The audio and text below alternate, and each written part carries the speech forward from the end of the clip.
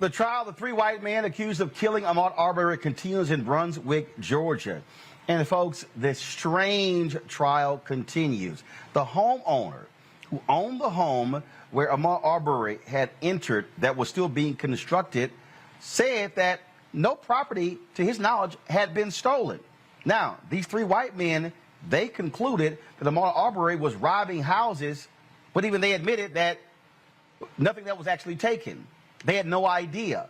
Not only that, the defense team for these white men are upset, and they actually asked the judge to keep black pastors who have been attending the trial from being able to sit in the courtroom. Here's a photo here of Reverend Dr. William J. Barber, who was actually in the courtroom today. This is a photo here.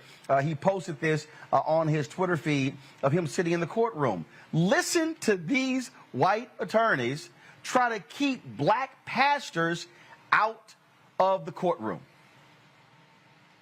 My understanding while I was cross-examining Investigator Lowry yesterday is that the Right Reverend Al Sharpton managed to find his way into the back of the courtroom.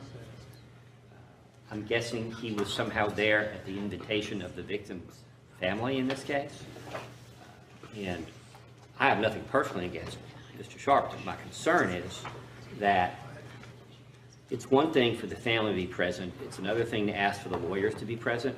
But if we're going to start a precedent starting yesterday, we're going to bring high-profile members of the African-American community into the courtroom to sit with the family during the trial in the presence of the jury. I believe that's intimidating, and it's an attempt to pressure, could be consciously or unconsciously, an attempt to pressure or influence the jury. To my knowledge, Reverend Al Sharpton has no church in Glenn County, never has. Hasn't been here since Elaine Brown ran for mayor, to my knowledge. But we have all kinds of people. We have school board members. We have county commissioners. We have all kinds of pastors in this town, over 100.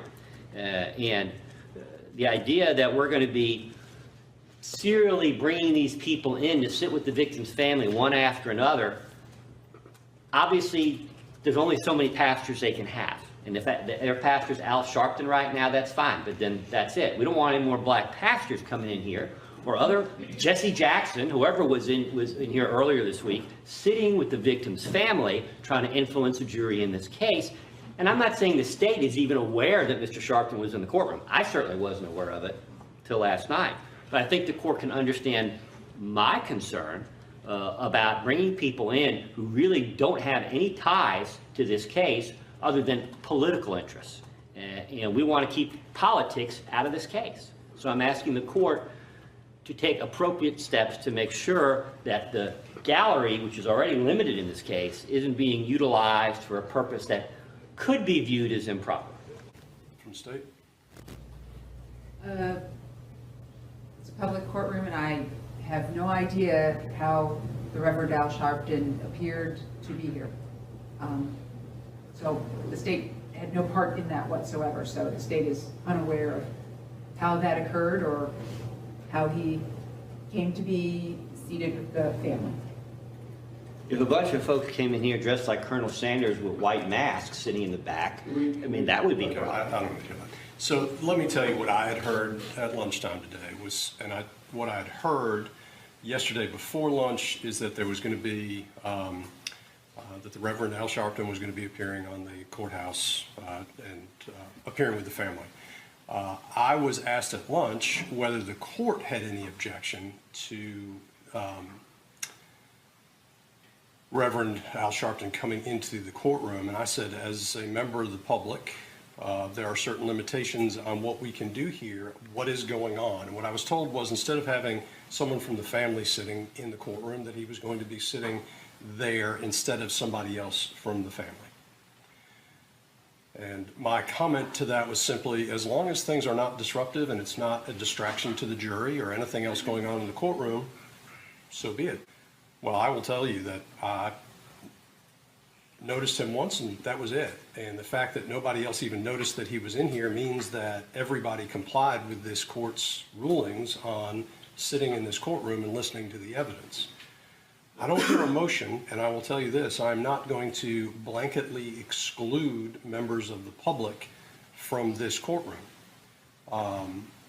If individuals, based on the limitations that we have in the courtroom, end up sitting in the courtroom, and they can do so respectful of the court's process and in compliance with this court's orders with regard to the conduct of the trial, and they're not a distraction, then I'm not going to do anything about it. And I did not hear from anyone that there was any distraction whatsoever. Mr. Chairman, do we see some of the same, or do we see some of the same items in this house or in this construction site in the daytime as the nighttime, as the nighttime? Yes. Okay. And from your knowledge, at this point, has anything ever been taken or disturbed? No, never been taken.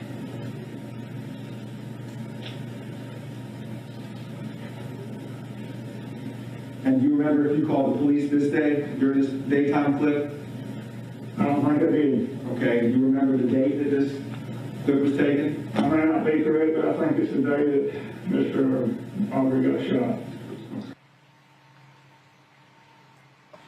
As I said, one of those pastors today sitting in the court was Reverend Dr. William J. Barber. He appeared with others on the courthouse steps, calling the murder of Ahmaud Arbery a lynching.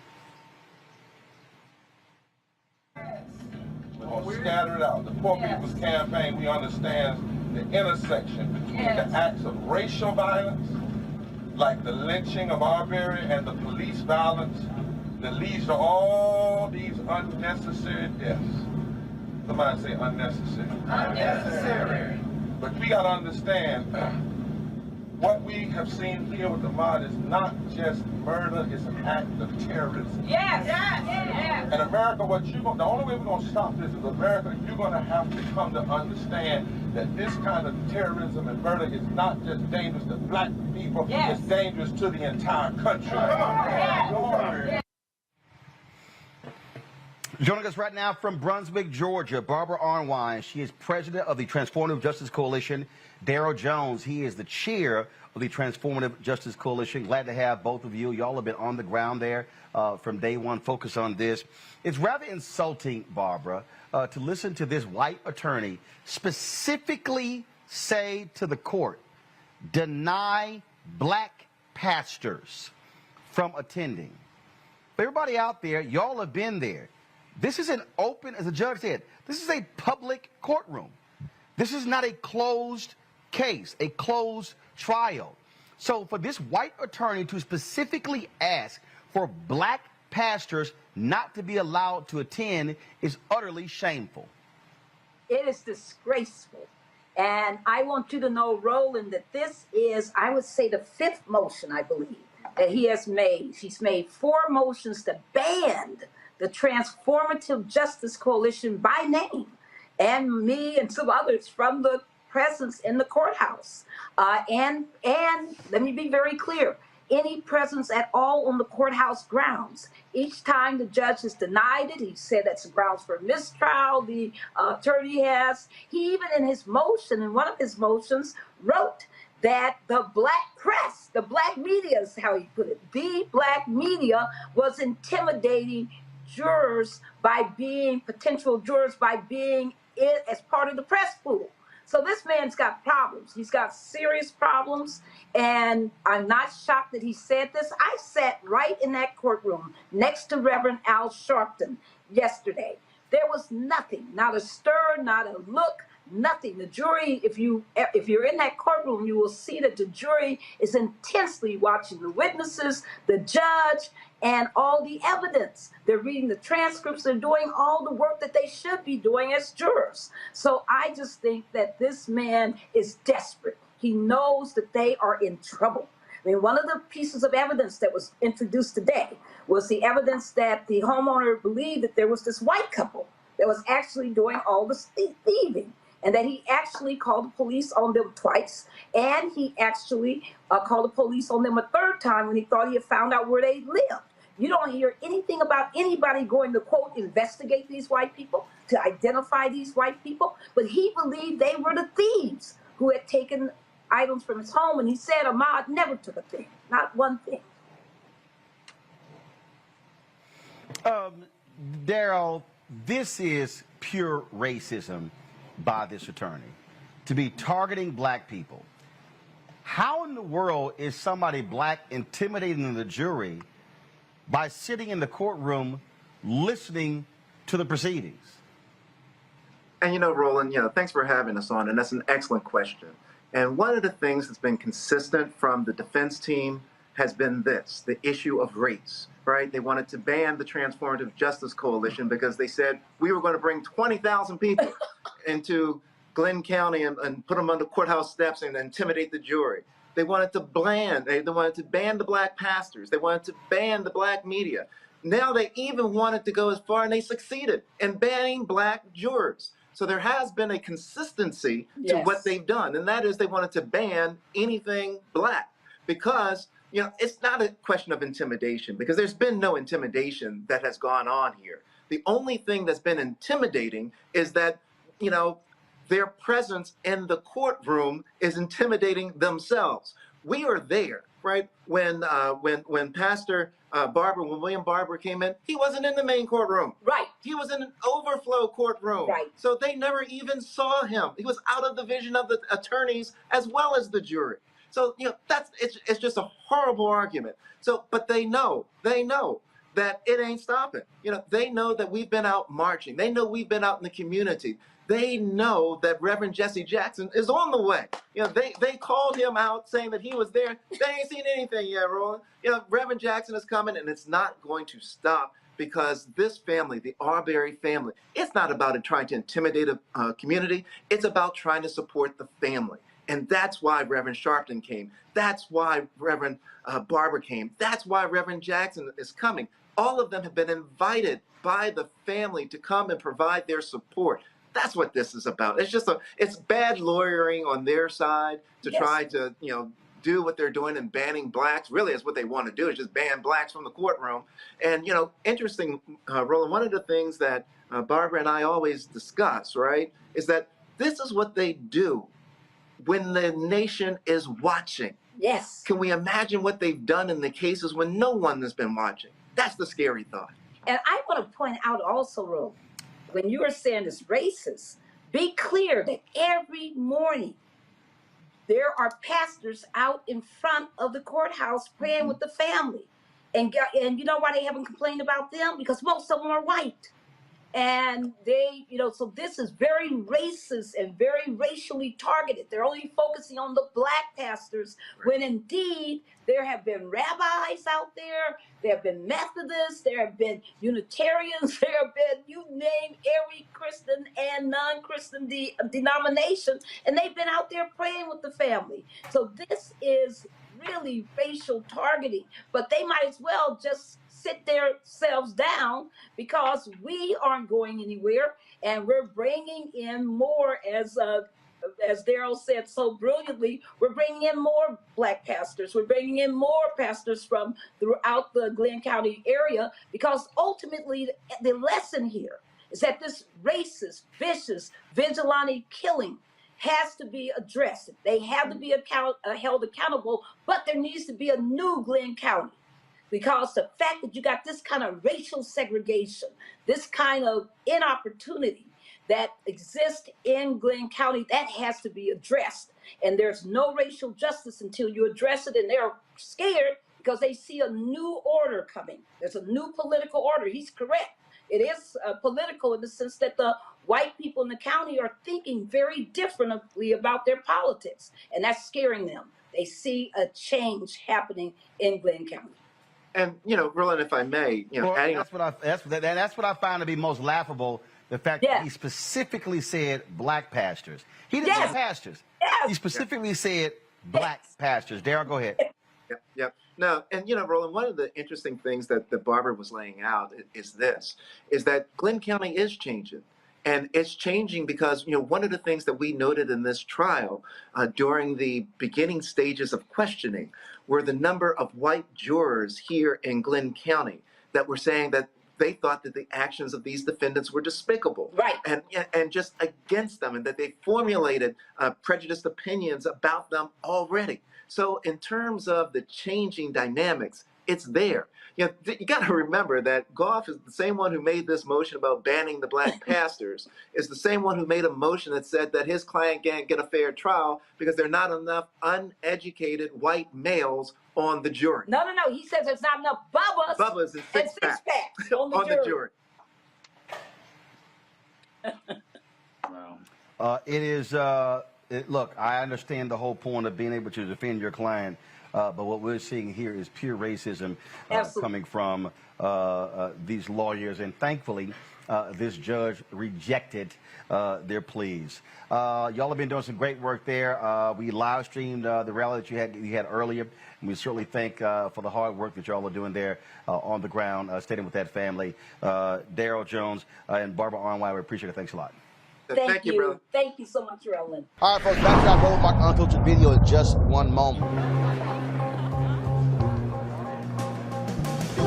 Are the stars out tonight?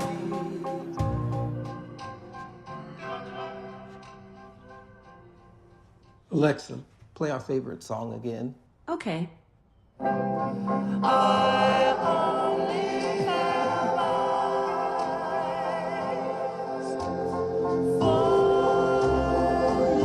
It's time to be smart.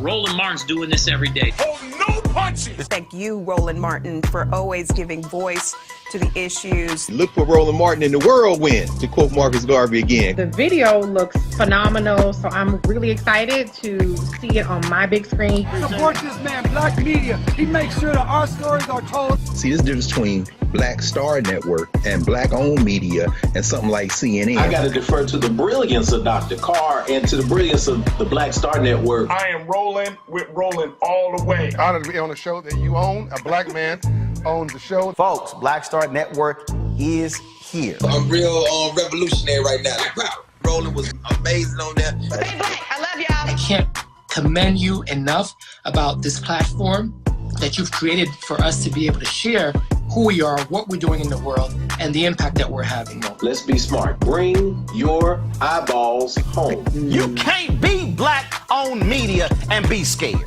You dig?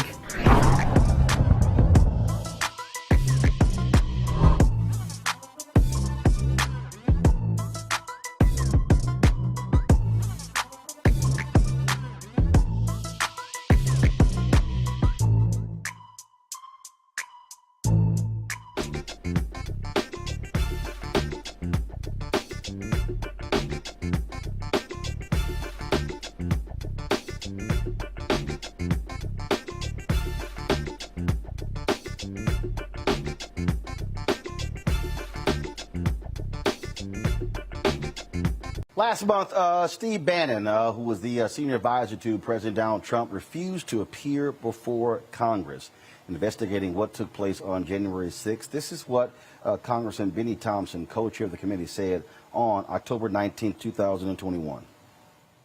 Mr. Bannon stands alone in his complete defiance of our subpoena. That's not acceptable. No one in this country, no matter how wealthy or how powerful, is above the law.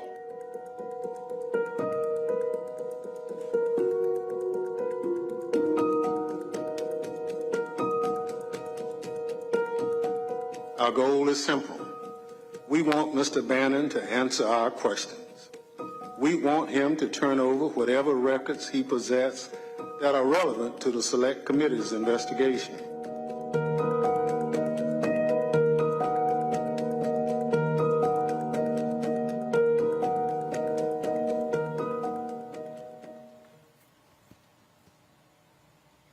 Well, guess what? Today, a federal grand jury indicted Steve Bannon on contempt of Congress. He is going to turn himself in on Monday. This is the statement that was released by the Department of Justice. He was charged with 2 counts of contempt of Congress. This, of course, is important because you have had these Republicans who have shown, yes, contempt for Congress. Now, of course, they yelled, kicked, and screamed when Democrats did these things. So Bannon, 67, this is what the press release says, is charged with 1 contempt count for involving his refusal to appear for a deposition and another involving his refusal to produce documents despite a subpoena from the House Select Committee to investigate the January 6th attack on the U.S. Capitol. Quote, since my first day in office, I have promised Justice Department employees that together we would show the American people by word and deed that the department adheres to the rule of law, follows the facts in the law, and pursues equal justice under the law, said Attorney General Merrick Garland. Today's charges reflect the department's steadfast commitment to these principles.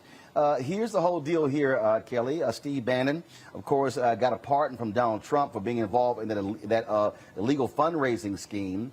He was able to get his get out of jail free card. This is what to me, when he turns himself in, this is what should happen. No bail granted. Throw his behind in jail. As Democrats are going to have to show these Republicans that if you want to continue to defy the American people, if you want to defy Congress, then you're going to suffer. Remember, Donald Trump refused to turn over his tax records to Congress and fought this thing all the way to the Supreme Court. And the Supreme Court simply disagreed with that. And then what happened? He still is filing lawsuits. At some point, and this is what people also elected these Democrats to hold these Republicans accountable. Finally, Merrick Garland has done that, at least with Steve Bannon. And I'm just waiting for the rest of those who have been subpoenaed to go through the same process if they do not comply. This is the perfect moment, albeit a little late, for the Democrats to show the muscle that they have. We elected them to have this muscle, and they have not been flexing it in the time that they have been in their respective offices. And for the life of me, I can't necessarily understand why. Maybe it's because the Republican Party is so strict and linear that they feel like they have to be the nice party or the open party, what have you. But even big parties such as the Democratic Party needs rules. They need to enforce the rules. That's what they were elected to do. And right now, my pessimism is coming out a little bit, feeling like it's a little too late, but, no time like the present, right? So, just go as hard as you can and make sure that everybody who was responsible for the atrocity that is January 6th is held accountable to the fullest extent of the law, which Congress has the power to do. Faraji, the arrogance of Republicans yelling rule of law, is clear. And again, for the actions here, you have former Chief of Staff Mark Meadows, who has refused. Congress here today, hey, Meadows, you might want to see what we just did to Steve Bannon. You don't want to play that game. And here's the deal. For every single one that refuses, throw their ass in jail. I mean, it's very simple. And I think that it's even more telling, Brother Roland, what role President Trump had to play in this whole situation of dealing with these subpoenas. I mean, the New York Times came out with a piece saying Trump tells former aides to defy subpoenas from the January 6th panel.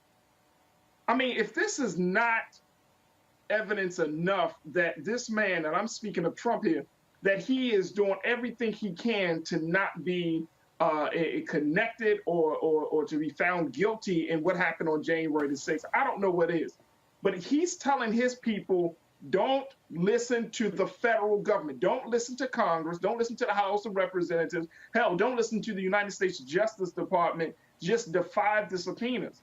And so all of this is, and I don't know, and I think this is really the bigger part of this whole conversation, is that here we are in 2021. We've been talking about President Trump running for president again.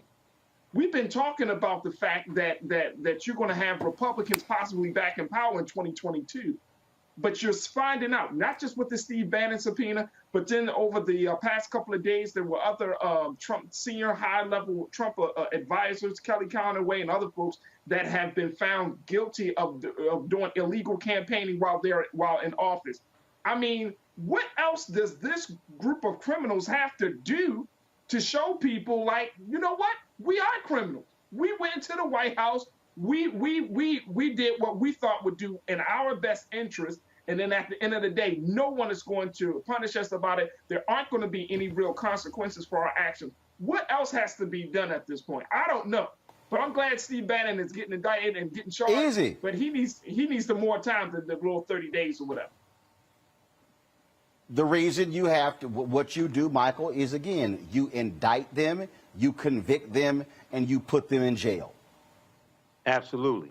Absolutely. I hope Stephen Miller gets arrested. Stephen Miller was just on Fox News talking to Laura Ingraham, said he's going to ignore the subpoena.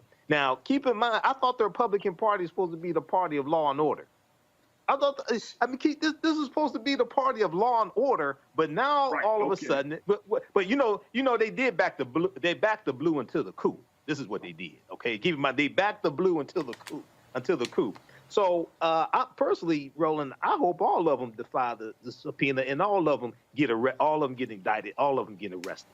Okay, I really hope so, to send a clear message that this is not going to be tolerated. These are people who helped engineer an insurrection. Okay, the full weight of the Department of Justice needs to come down on their behinds, and they need to film it. This is must-see TV. I'm serious. This is must-see TV. They need to film this and send a clear message.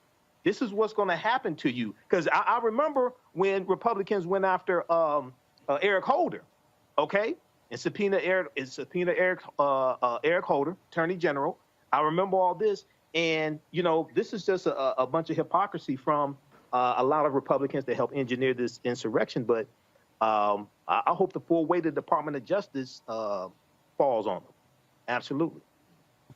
And folks, here's the deal.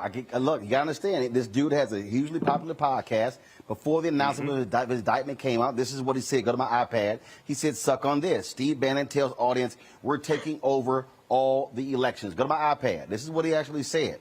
Okay, this is what he said. Okay, y'all need to understand what's going on here. There's a clearly defined strategy these guys have. This is what he said in here. He said, "We're not complaining about it anymore. Remember, there are no whining and no tears in the war room. We're taking action, and that action is we're taking over school boards. We're taking over the Republican Party through the precinct committee strategy. We're taking over all the elections." These people are thugs, folks. They want to put Trump back in, and how you deal with thugs, you treat them like gangsters, look like just like lawyers and prosecutors use RICO strategy. You put them in jail. That's what you do, and so that's what needs to happen there. Folks, back to our Roland Martin Unfiltered video in just one moment. Betty is saving big holiday shopping at Amazon, so now she's free to become Bear Hug Betty. Settle in, kids. You'll be there a while. Ooh, where you going? Time to be smart.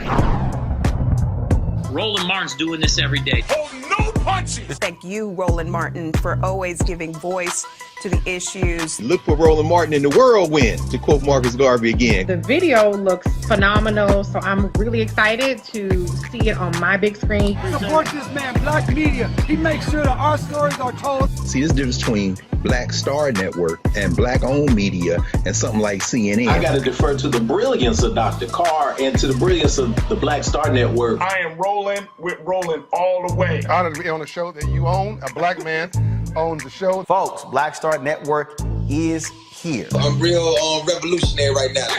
Roland was amazing on that. Stay black. I love y'all. I can't commend you enough about this platform that you've created for us to be able to share who we are, what we're doing in the world, and the impact that we're having. Let's be smart. Bring your eyeballs home. You can't be Black-owned media and be scared. You dig?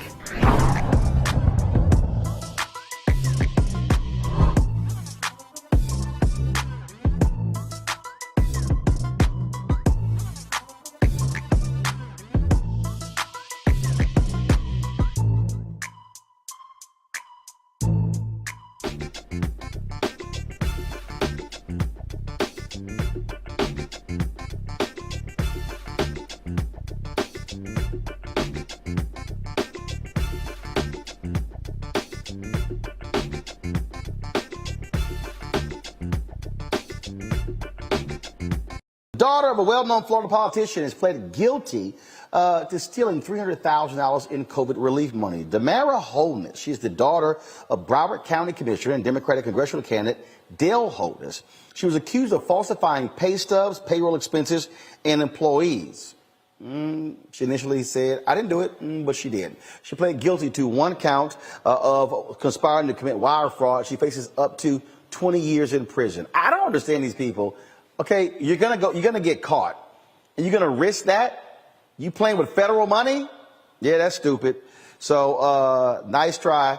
All that freedom. Now you about to go to prison. Back to our Roland Mark Unfiltered video in just one moment. Maureen is saving big holiday shopping at Amazon. So now she's free to become Maureen the Merrier. Food is her love language, and she really loves her grandson. Like, really loves. Time to be smart.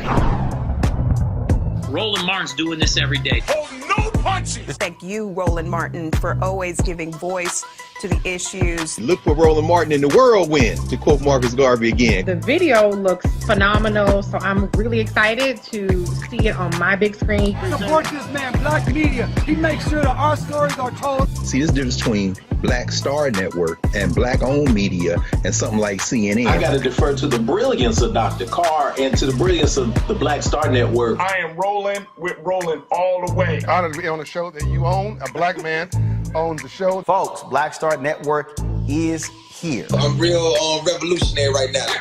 Roland was amazing on that. Stay black. I love y'all. I can't commend you enough about this platform that you've created for us to be able to share who we are, what we're doing in the world, and the impact that we're having. Let's be smart. Bring your eyeballs home. You can't be Black-owned media and be scared. You dig?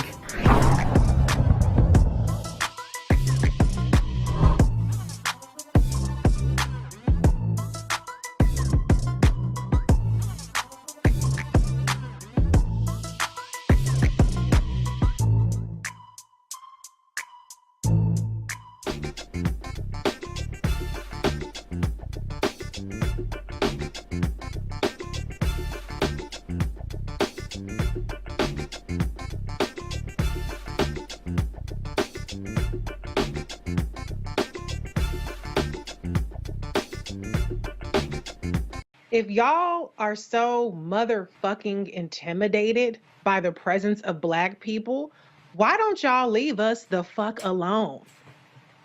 We wouldn't even be in a trial for these motherfuckers if they had just left Ahmaud Arbery alone. He was minding his black ass business, jogging, committing no crimes, when these white men happened upon him and decided to be slave patrol vigilantes and lynch him.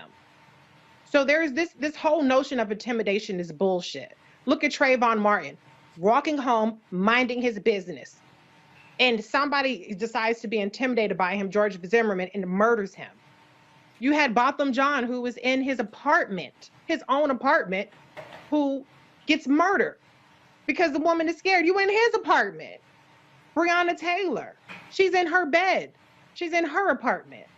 And this is just the common theme of people claiming to be so damn intimidated by Black people while seeking us out for violence. And they're the ones that are intimidating. So I'm sick of hearing about intimidation.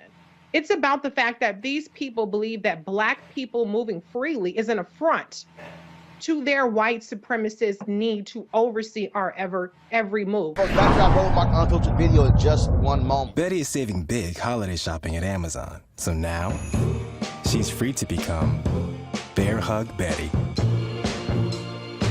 Settle in, kids. You'll be there a while. Ooh, where you going? Time to be smart.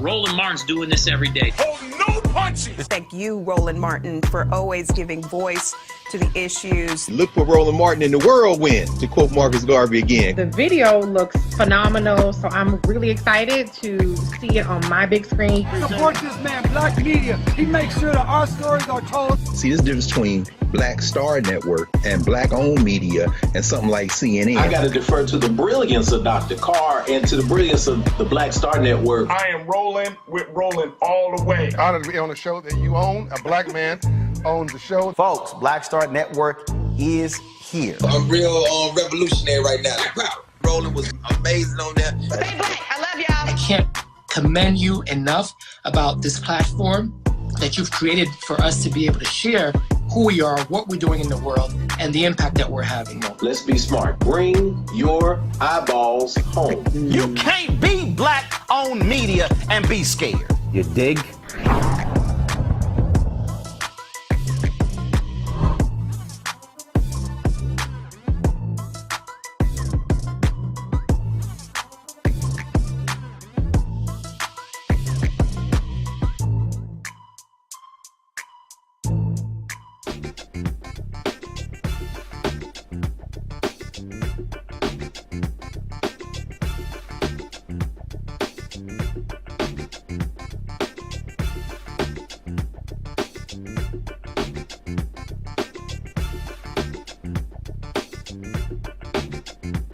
Boy, Kyle Rittenhouse. Let me go first. On the stand Let me today. go first. He was just sitting here. Scott, I'm still talking. Damn it, wait. I ain't even done an intro yet to the story. That's and why your I wanted ass to ready get to in talk. early with you. So, I man, miss he you, was bro, sitting bro. here crying. I'm Stop ready talking, now. Scott. Y'all, mute his mic till I get done. Kyle Rittenhouse go on the stand today, y'all. He's sitting here whining and crying. You got the judge. He's sitting here admonishing the prosecutors. He's acting more like a defense attorney than an impartial judge. And so here's a video, again, of Kyle Rittenhouse on the stand. He is the young white man who killed two folks in Kenosha, Wisconsin, AR-15. Of course, he traveled to a neighboring state to so-called secure the city. Watch this. To go in a northerly direction? I wasn't. Describe what happens. Once I take that step back, I look over my shoulder and Mr. Rosenbaum was now running from my right side. And I was cornered from in front of me with Mr. Zeminski. And there were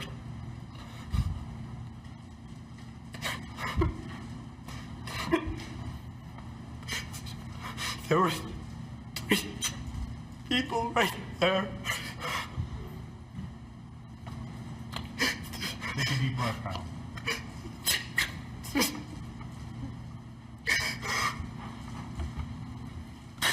That's what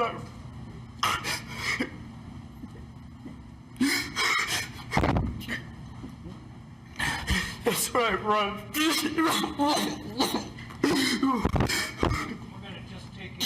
Time for our break anyway. You can just relax for a minute, sir. We're going to take a break about 10 minutes, and please don't talk about the case during the break. Read, watch, or listen to any account of the trial. But he kept chasing me. It didn't stop him. Mr. Rittenhouse, you're telling us that you felt like you were about to die, right? Yes. But when you point the gun at someone else, that's going to make them feel like they're about to die, right? That's what you wanted him to feel. No. You wanted him to get the message from you that if you come any closer, I'm going to kill you. That's why you pointed the gun at him, right? I pointed the gun at him to deter him from... I pointed the gun at him so he would stop chasing me. That's why I pointed the gun at him. Because if you point the gun at him, you were hoping he would stop chasing you because he would get the message from you that if he keeps coming, you're going to kill him, right? I didn't want to have to kill Mr. Rosenbaum. That's not the question I asked. It seems argumentative, Mr. Did that even factor into your mind at that point? Did you even care whether you were going to kill him or not? I didn't want to have to kill anybody. I was being attacked. That's why I shot him. Shot at him. You shot at him with the intent of hitting him and killing him, correct? I didn't want to kill anybody. Then why are you shooting at someone with an AR-15 at close range if you don't want to kill him? Because he's attacking me. All right, folks, and so now, if y'all want to see somebody who really, really rehearsed his tears, watch this.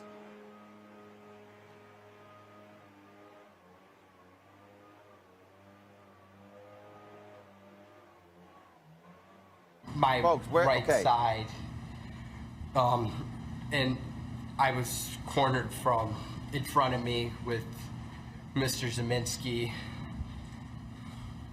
and there were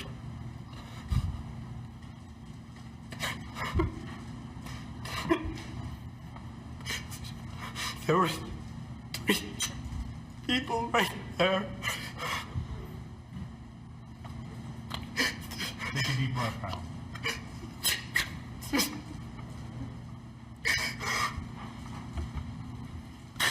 That's what I.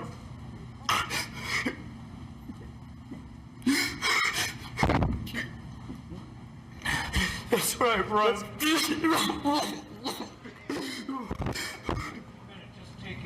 Time for our break anyway. You can just relax for a minute, sir. We're going to take a break about 10 minutes, and please don't talk about the case during the break. Read, watch, or listen to any account of the trial. But he kept chasing me. It didn't stop him.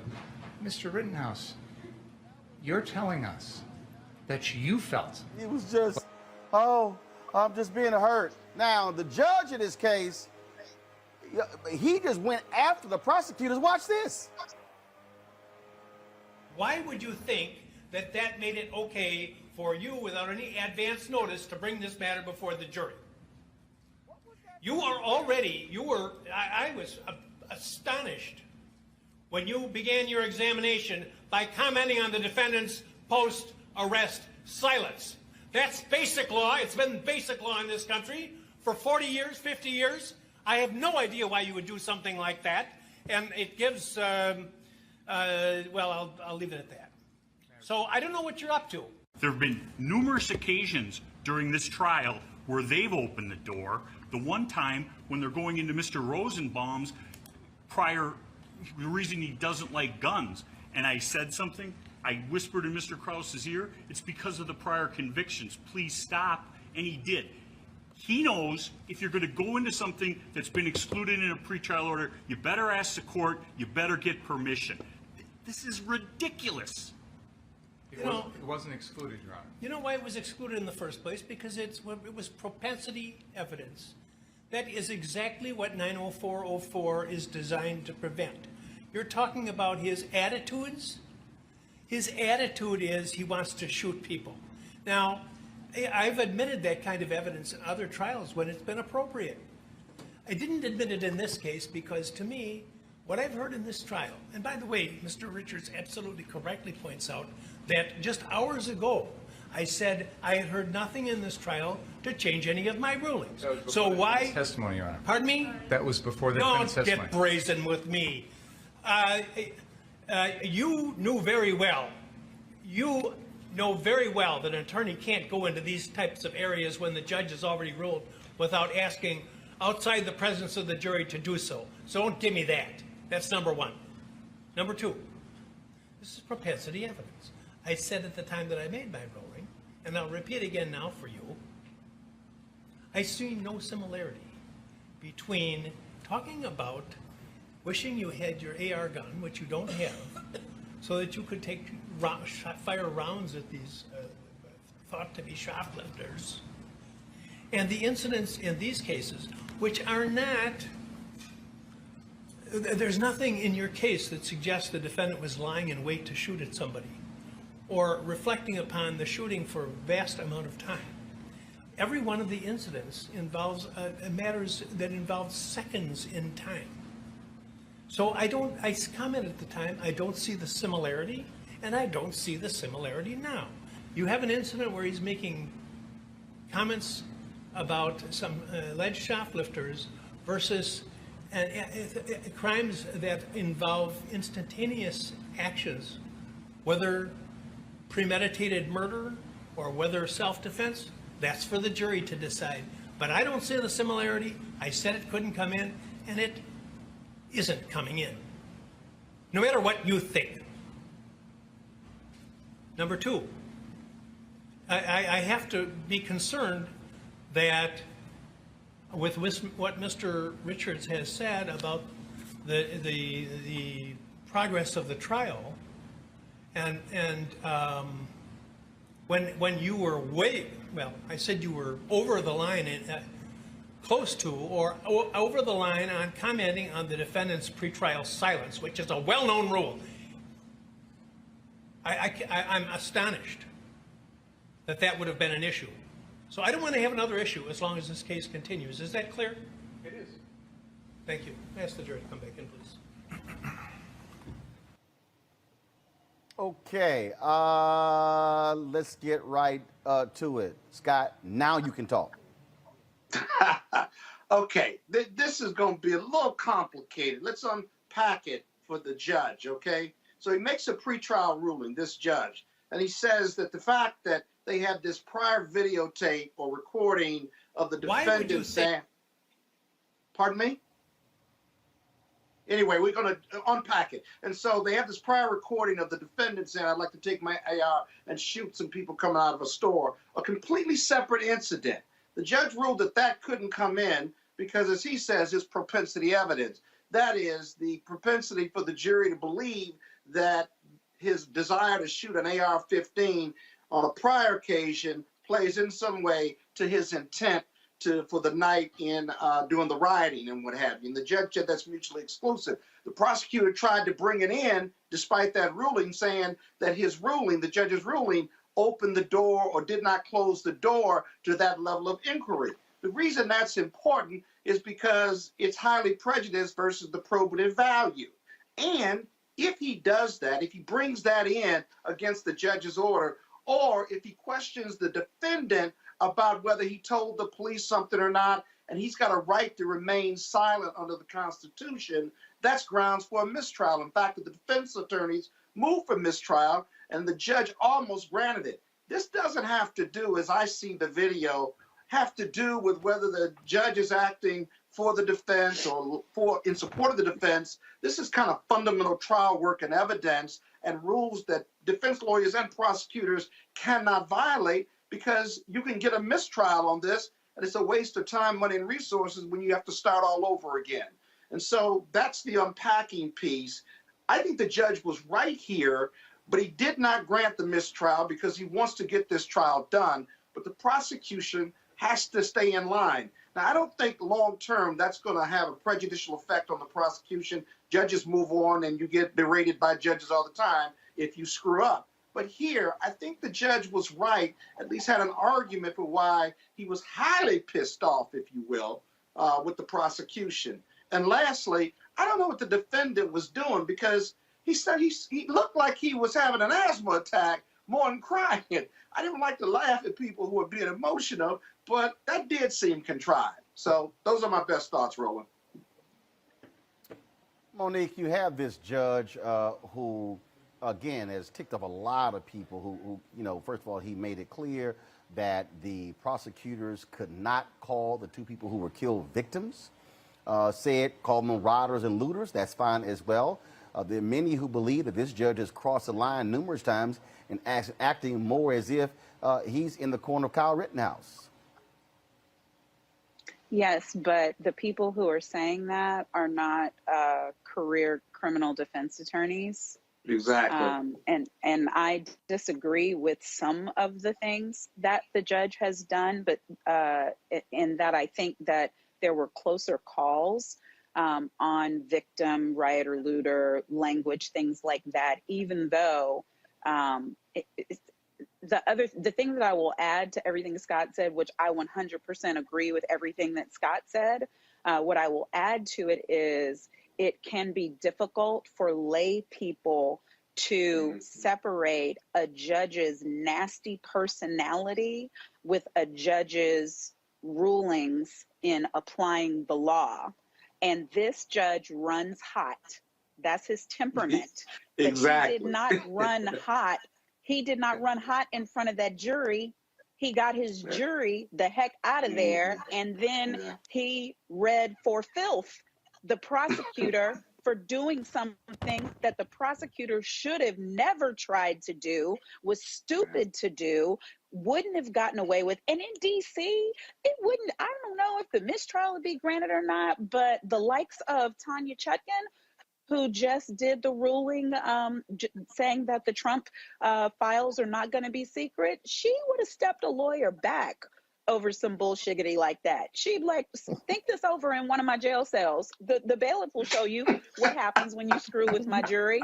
Think it through, counselor. You work for the government. You don't take cheap shots. You don't try to sneak things in front of the jury before you talk to me, especially if you know I'm the kind of judge that runs hot anyway. And we've been fighting back and forth about this. Okay, if you think the door was open through the defendant's testimony, you ask the lead up questions and then you say, Your Honor, may we approach? And then you approach and you say, Your Honor, I believe based on the answers that I've just received from the defendant and based on the prior testimony on direct examination, this now should come into evidence and I would like to be heard. And then the judge is going to say yes, the judge is going to say no.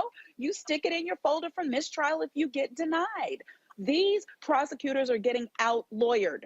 Hold this up against the trial that we saw against Chauvin, where you saw prosecutors do one of the best jobs of prosecuting a criminal case I have seen. And never in my life have I liked the job that a prosecutor does, in that I'm just, in my spirit, a defense attorney. But they did a good job and they got a conviction. These dudes right here are screwing up. And yes, the defendant had his contrived breakdown, and I don't know how long they had to practice for Rittenhouse to do that contrived breakdown. Obviously, they still couldn't get him to shed one single tear, but they worked him hard. And when you have a whole bunch of white folks on a jury, seeing who they're going to think is a boy, who they're calling Kyle, and he's doing that, hyperventilating, scrunching his face up, looking at the judge saying, help me, please. Yeah, it might work. So no, I don't like the way this case is going. I texted everybody and said I believed it would be a SH_T show from start to finish, and I stand by my estimation. Robert Patillo, is this judge doing a proper job? Is he coming across as being more sympathetic to the defense? Should he recuse himself? No, the judge is doing a fine job. The prosecutor is the one messing up. And I put myself in the position of that defense attorney. I've been a defense attorney my whole career.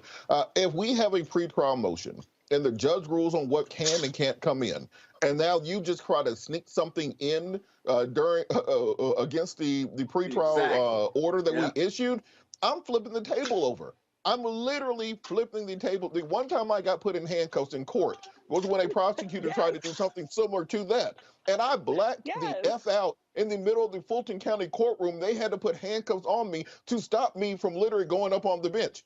That's what you have. That's called zealous advocacy for your client. You got to be willing to take it to the mat for your client. So if the prosecutor has already agreed and it's already been ruled on before trial, and you're trying to sneak something in, I'm not trying the rest of the case. We're already at mistrial here. I'm already talking to my client when he gets off the stand and saying, look, regardless of what happens, we're ready for appeal, even if you do get convicted here. So this is one of those incompetent prosecutorial jobs I've ever seen, because even if you play that the cross-examination back that the prosecutor was doing, and that's what I keyed in on, that section, the cross-examination. The defendant does not get to talk during that cross-examination except yes or no. So I am testifying for you. I'm basically reading through the facts that happen and shaping them to the way that I want them read out. And you're saying, did you cross state lines? Yes. Did you bring a loaded firearm with you? Yes. Did you have any legal responsibility to be there? No. Did you walk around brandishing an AR-15 in a crowded protest? Yes. Are you a law enforcement officer? No. Do you have any training which allows you to do crowd control or to patrol businesses? No. Did you aim your firearm at an individual? Yes. Did you shoot that individual? Yes. Did that individual die? Yes. Done with my questions. You don't have all this back and forth. Well, yes. You sit down. You don't do all this back and forth. Yes. You keep it tight and you get on out. I agree, except for Monique, go ahead. I would want each one of those to be leading, though, Robert. You crossed state lines, you didn't have, etc. I would switch those up a little bit. But then what they also missed is the dude breaks down on the stand. You have contemporaneous video of him with no tears, skipping my Lou Daisy down the street after shooting people. You're not crying there, are you? I mean, they get in trouble for trying to talk about his emotion and his propensity for wanting to shoot folks, but you have the evidence. Why aren't you playing the video of what he looked like after he shot at the first set of people? Where are the tears? Where's the hyperventilation? Are you calling 911? Are you trying to assist? Are you even running away? Are you saying you're sorry? What in his actions looks like what they contrived on the stand today? No, the prosecution is trash right now. And Monique, on that point, just real quick, what was his statement immediately after the shooting when he talked to his friend? Did he say, "Oh my God, these people were trying to kill me. I had to defend my life. I was in a life or death struggle, and I had to defend myself"? He ain't saying none of that. What did he say? "I just killed 2 people."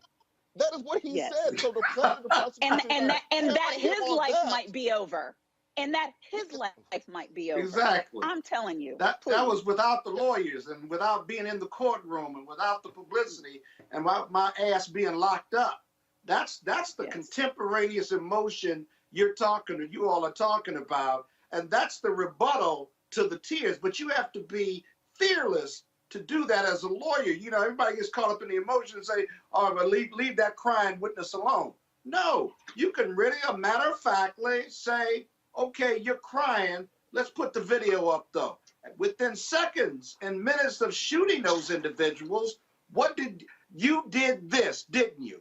Point to the video. You told them you killed 2 people, right? You didn't say you were sorry or anything else. Water.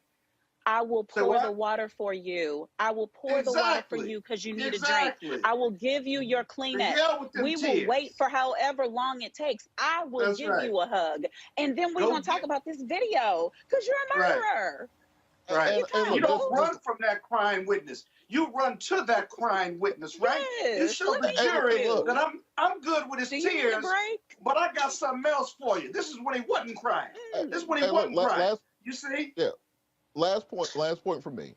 When you were leaving the scene after killing 2 people and shooting a 3rd, you approached officers, correct? Yes. And when the officers told you to leave, did you tell them, "There is a group of people trying to murder me, and I had to protect my life. You should go investigate"? Or did you go home and go to sleep? Or come with me.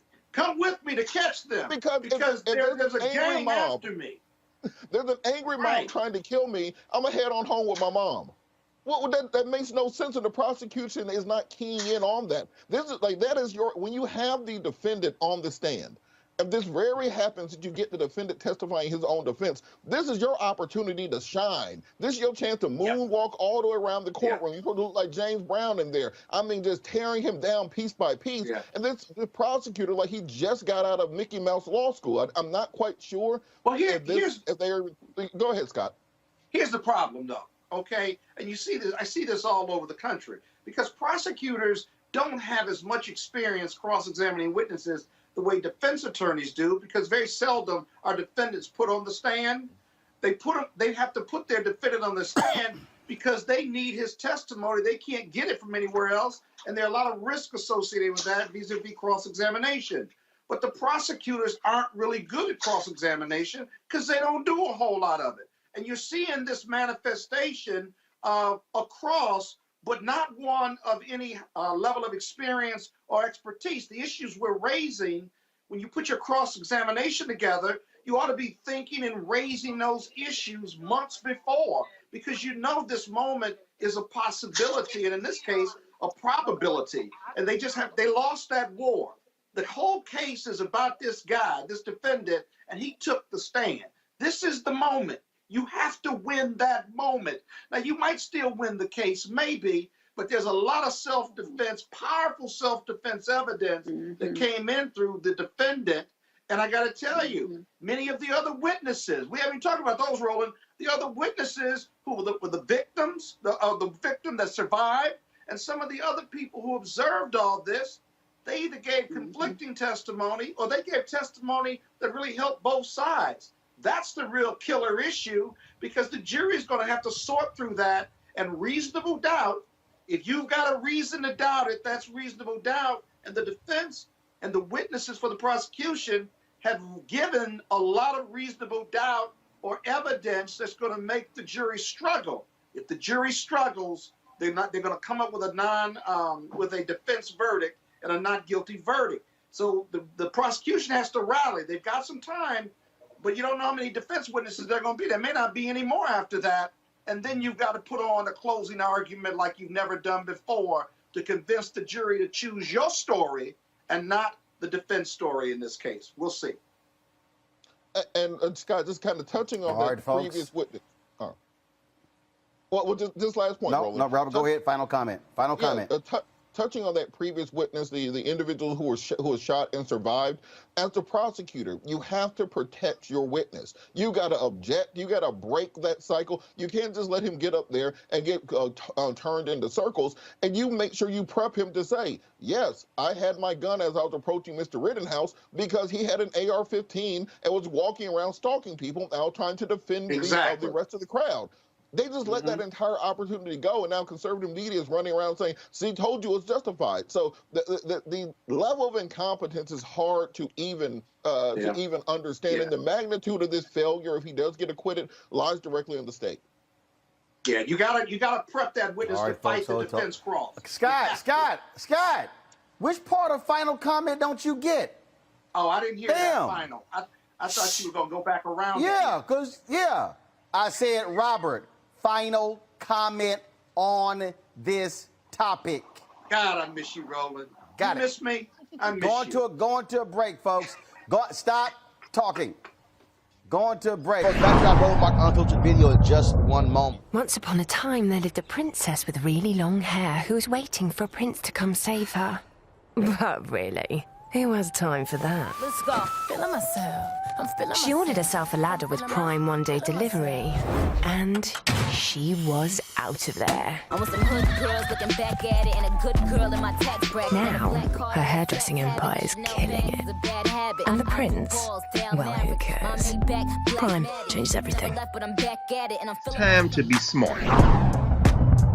Roland Martin's doing this every day. Oh, no punching! Thank you, Roland Martin, for always giving voice to the issues. Look for Roland Martin in the whirlwind, to quote Marcus Garvey again. The video looks phenomenal, so I'm really excited to see it on my big screen. Support this man, Black media. He makes sure that our stories are told. See, this difference between Black Star Network and Black-owned media and something like CNN. I got to defer to the brilliance of Dr. Carr and to the brilliance of the Black Star Network. I am rolling with Roland all the way. Honored to be on a show that you own. A black man owns the show. Folks, Black Star Network is here. I'm real revolutionary right now. Like, wow, Roland was amazing on that. Hey, Black, I love y'all. I can't commend you enough about this platform that you've created for us to be able to share who we are, what we're doing in the world, and the impact that we're having. Let's be smart. Bring your eyeballs home. You can't be Black-owned media and be scared. You dig?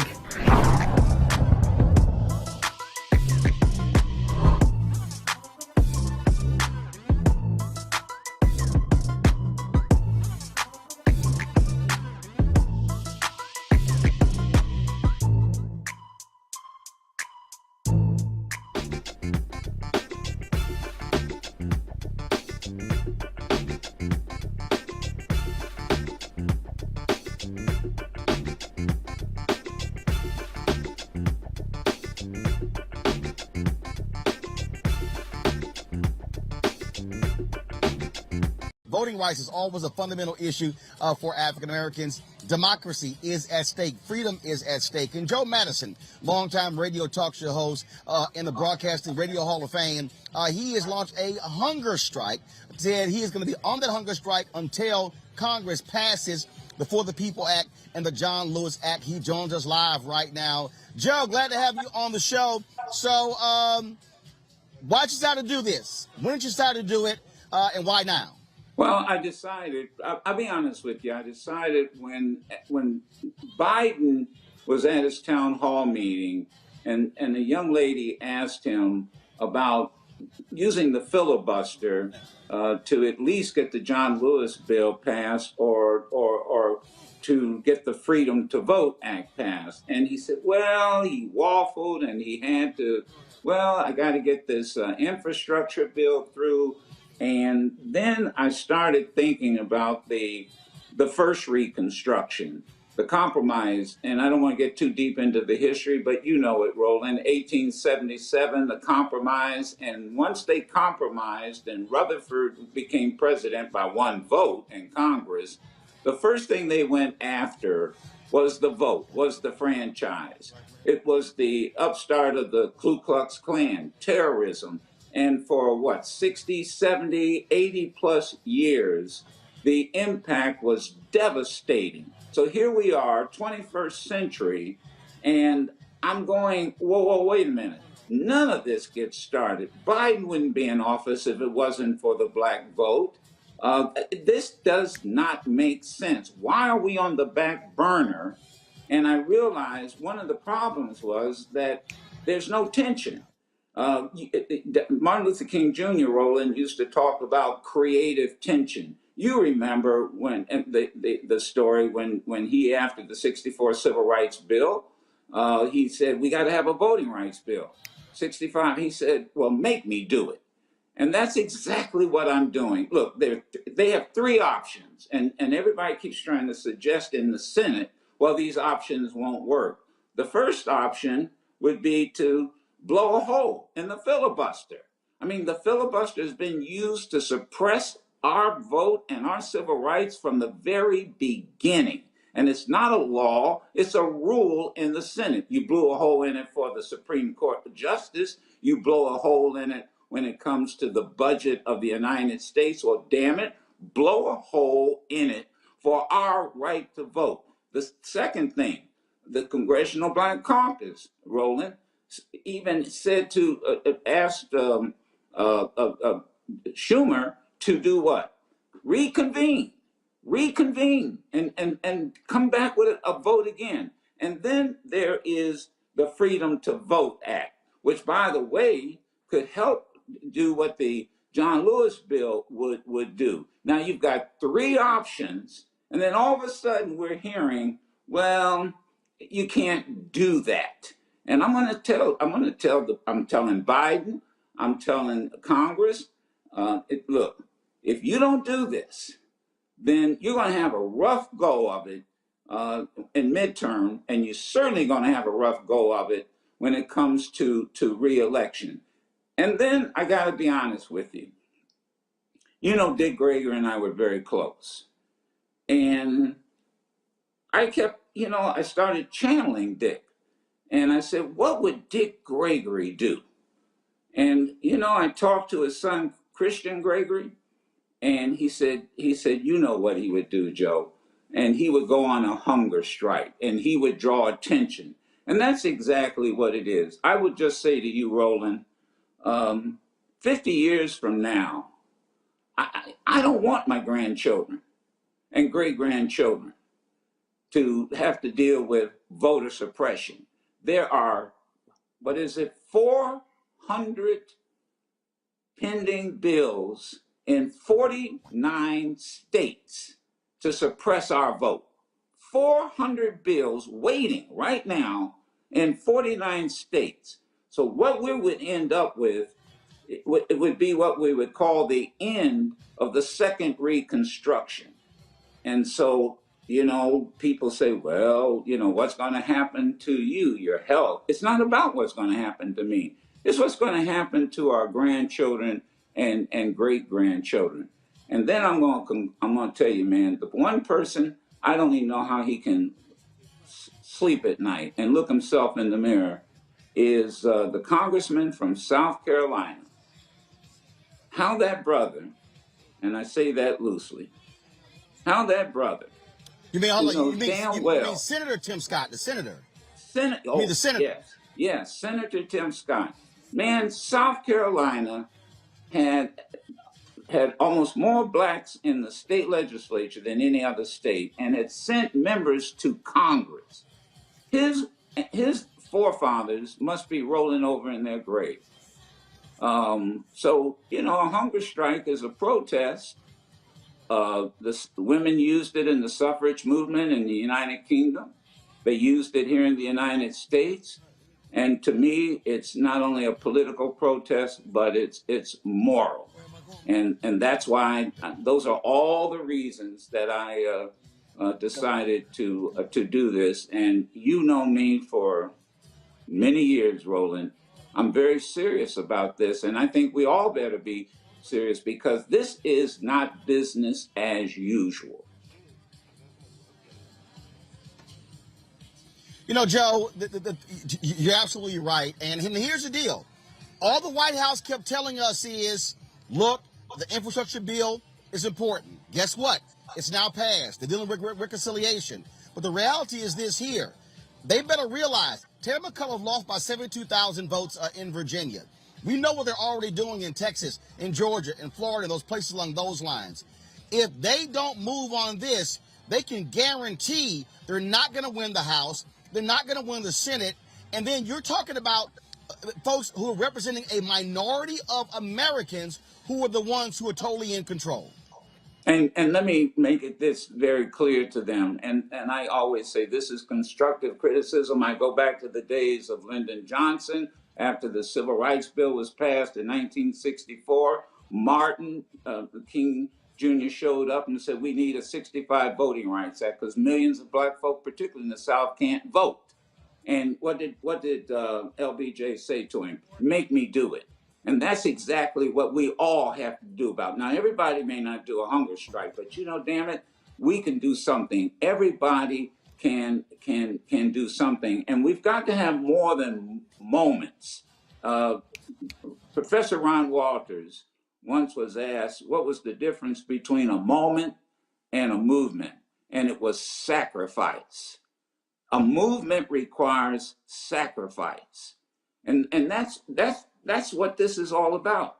And that's what Dick was about. And so, I mean, his spirit just kept talking to me. And I realized that there's got to be tension. There's got to be creative tension with Biden, President Biden, and with the Senate. So look, Congressional Black Caucus said, look, reconvene them and try it again. They've had 5 votes, and they can't protect and stop the suppression of particularly African Americans. And then I said, well, you can blow up the filibuster. I mean, and then that would certainly give you, well, I'll lose this Democrat or I'll lose that Democrat. Well, if those Democrats want to go down in history as being on the side of Dixiecrats in the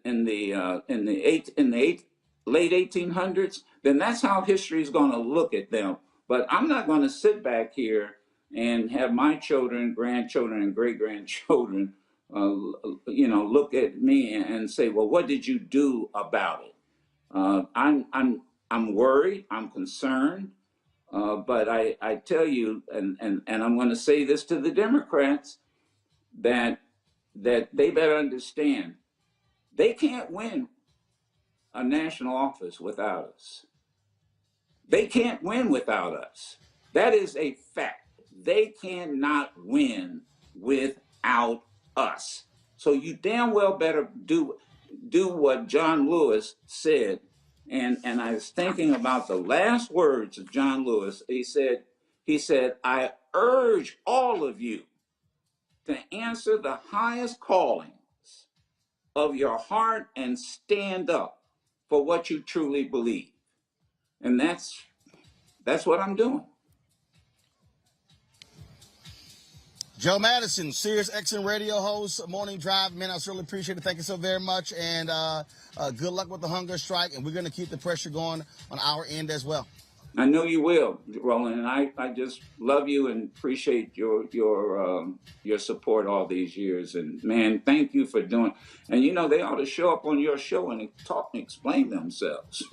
They need to show up on all our shows. I mean, really, show up on all our shows. And you can show up on CNN. That's right. and all these other. Show up on our shows and explain yourself. That's what has to be done. Yep, so I love you, Roland. It's been more than a year. I've been trying to get Speaker Nancy Pelosi on, absolutely. And so we're going to hit the White House every single day, getting them to understand they got to answer to this, and we're not going to be silent until they do. You know, get rid of that filibuster. All right, sir. Go ahead Thanks a and lot. take the vote. Take the vote. Yes, sir. Call it a day. Thank you, man. Yes, sir. All right. Love you, Joe. Take care. Tell the wife I said hello. All right, folks. Back to that Roland Martin Unfiltered video in just one moment. Are the stars out tonight?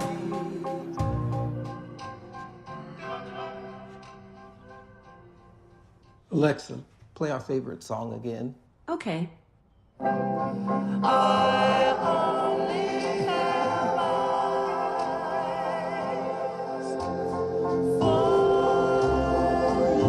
It's time to be smart. Roland Martin's doing this every day. Oh, no punching! Thank you, Roland Martin, for always giving voice to the issues. Look for Roland Martin in the whirlwind, to quote Marcus Garvey again. The video looks phenomenal, so I'm really excited to see it on my big screen. Support this man, Black Media. He makes sure that our stories are told. See, there's a difference between Black Star Network and Black-owned media and something like CNN. I got to defer to the brilliance of Dr. Carr and to the brilliance of the Black Star Network. I am rolling with Roland all the way. Honored to be on a show that you own. A black man owns the show. Folks, Black Star Network is here. I'm real revolutionary right now. Roland was amazing on that. Stay black. I love y'all. I can't commend you enough about this platform that you've created for us to be able to share who we are, what we're doing in the world, and the impact that we're having. Let's be smart. Bring your eyeballs home. You can't be Black-owned media and be scared. You dig?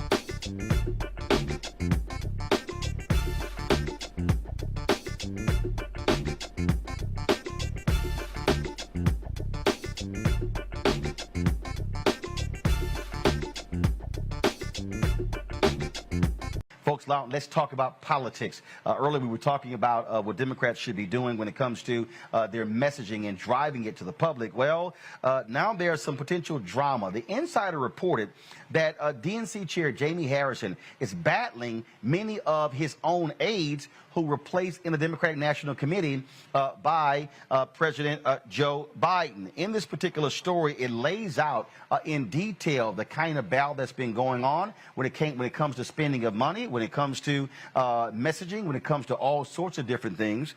I want to go to our panel now. This right here speaks volumes because Democrats, of course, are very upset, Reese, about what took place in Virginia. Of course, Harrison, it was big news when he was named DNC chair.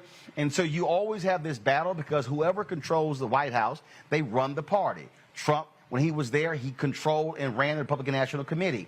Biden is president, he controls the DNC. But the reality is this here. The party apparatus is made up of 50 states. And so if you want to win, everything can't be run out of D.C.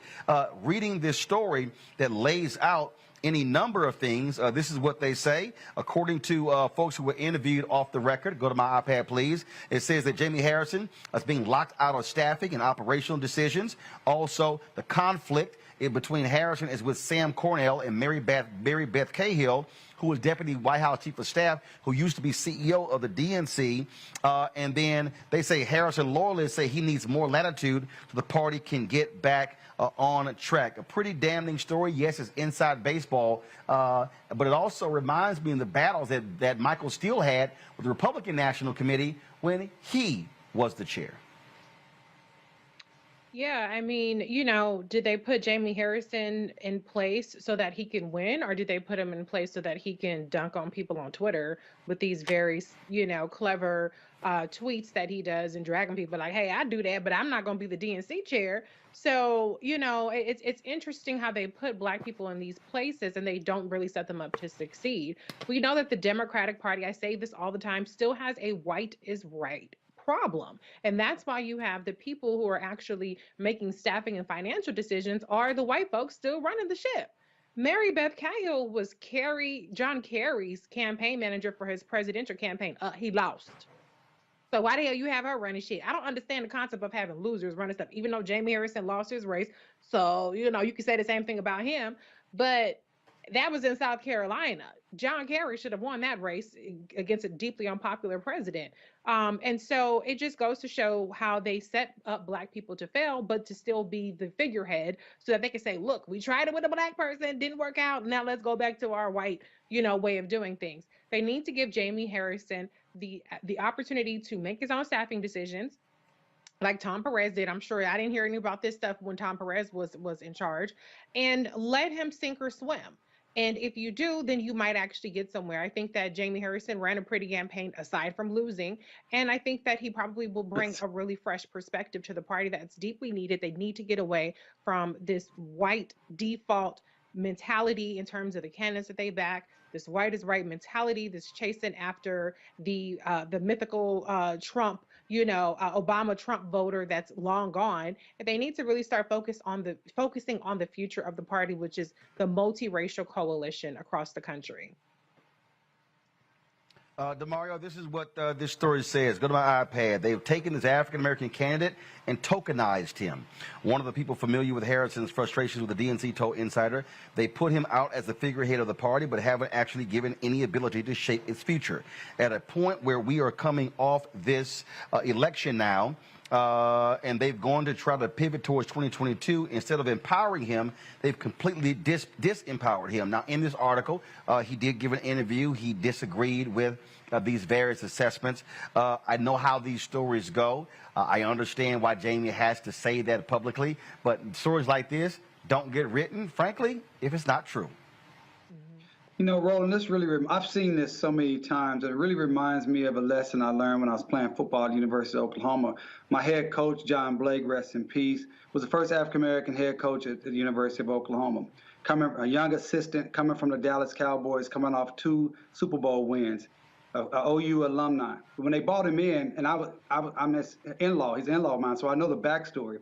When they brought him in, they said, we're going to hire you to be the head coach and let you be the face of this, but we're going to reserve the right to hire your offensive, defensive coordinator. And anybody know anything about football or sports in general, the offense, you need to bring in your own people, because you need to have people that's on your team that feel the same way you do, believe in your philosophy, what defense, offense you want to run.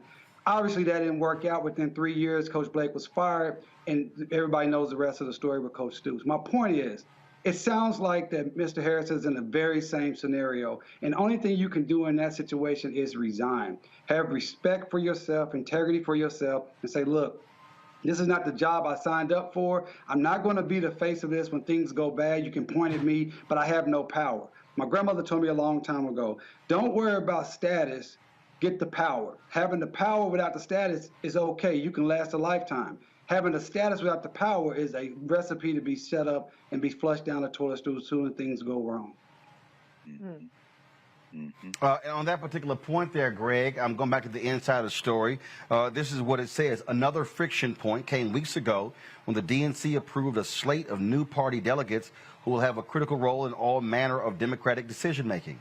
Harrison had submitted a list of names to the White House to fill 75 at-large appointments.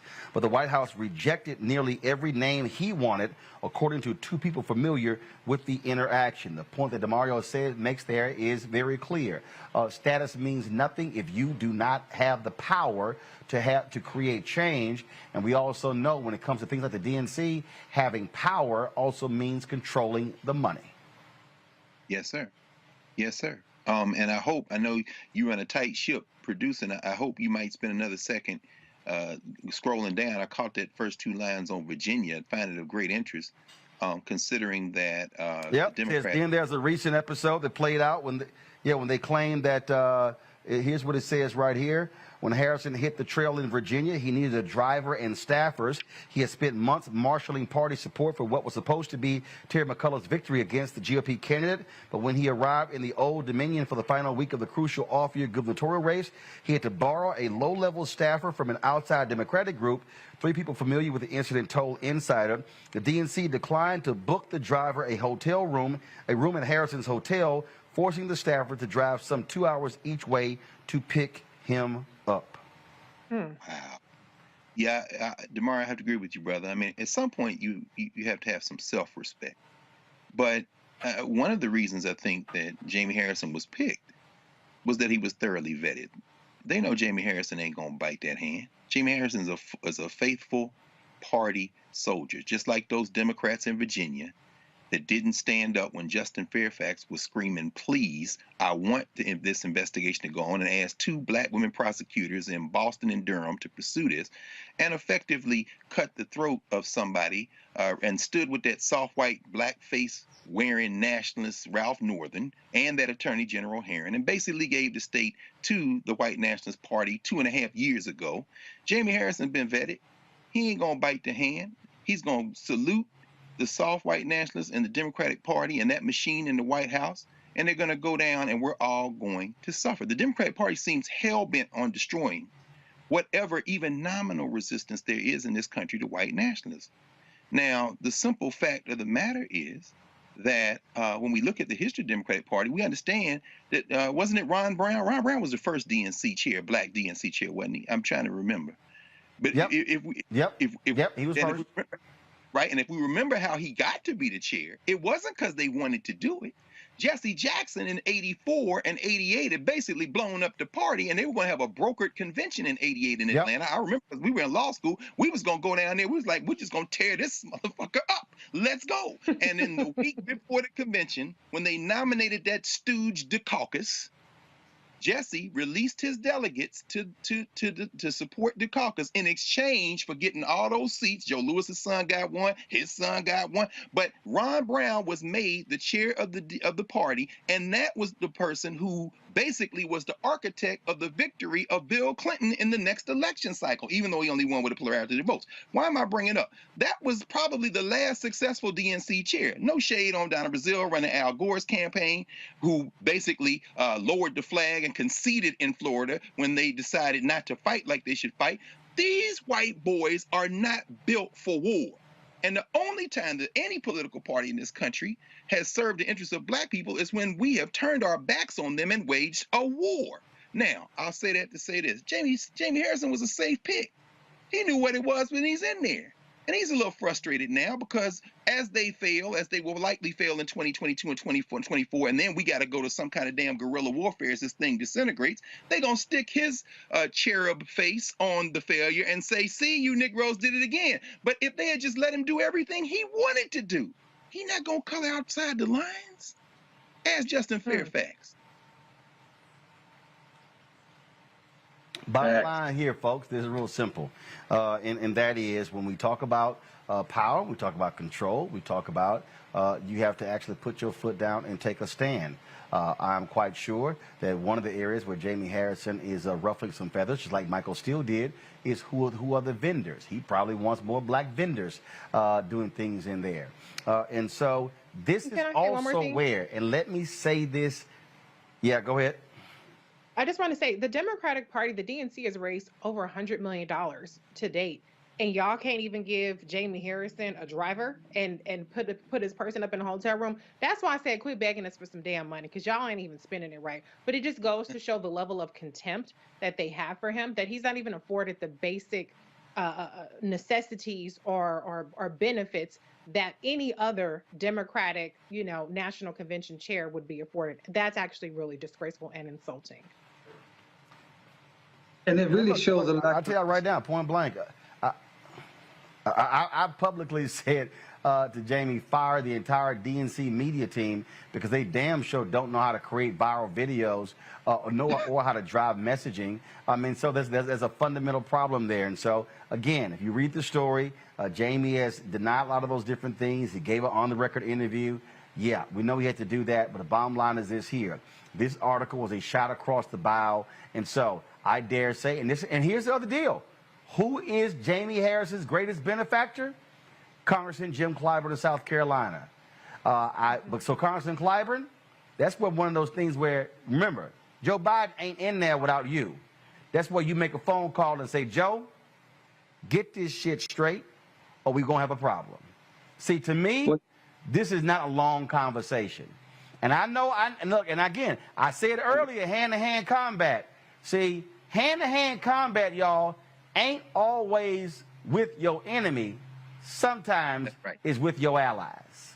Come on. Yeah. That's right. I mean, this is politics, and politics is Just about saying. who gets what, when, where, and how. It's about the allocation of resources. It's not about showing up at the Sunday school and saying, we love you. How are you going to slice the pie? And you're right. Representative Clyburn, my frat brother, he said that Joe Biden would remember us, right? That's what he said. Well, he's not remembering Jamie Harrison, and Jamie Harrison is analogous to us as a people. The lack of disrespect that Reese was talking about, they wouldn't even give him a driver because that's how they see us as a dispendable. We don't need to do those things for black people. Bottom line is here, if you're going to swing, and you might sometimes have to hit folk who you like. And so I did reach out to Jim Clyburn. He's traveling today. And so I wanted to have him on talk about the story we're going to discuss next after this break, and that is trying to restore some of the racial inequities for the GI Bill. I did reach out to Jamie Harrison as well. They tried to get him on the show anyway to talk about what's next for the Democrats. So hopefully we'll make that happen as well. Back to that Roland Mark unfiltered video in just one moment. Oh, that spin class was brutal. Well, you can try using the Buick's massaging seat. Ooh, yeah, that's nice. Can I use Apple CarPlay to put some music on? Sure. It's wireless. Pick something we all like. Okay, hold on. What's your Buick's Wi-Fi password? Buick Envision 2021. Oh, you should pick something stronger. That's really predictable. That's a really tight spot. Don't worry. I used to hate parallel parking. Me too. Hey. Really outdid yourself. Yes, we did. The all-new Buick Envision, an SUV built around you. All of Time to be smart. Roland Martin's doing this every day. Oh, no punching! Thank you, Roland Martin, for always giving voice to the issues. Look for Roland Martin in the whirlwind, to quote Marcus Garvey again. The video looks phenomenal, so I'm really excited to see it on my big screen. Support this man, Black Media. He makes sure that our stories are told. See, this difference between Black Star Network and Black-owned media and something like CNN. I got to defer to the brilliance of Dr. Carr and to the brilliance of the Black Star Network. I am rolling with Roland all the way. Honored to be on a show that you own. A black man owns the show. Folks, Black Star Network is here. I'm real revolutionary right now. Like, wow, Roland was amazing on that. I love y'all. I can't commend you enough about this platform that you've created for us to be able to share who we are, what we're doing in the world, and the impact that we're having. Let's be smart. Bring your eyeballs home. You can't be black-owned media and be scared. You dig?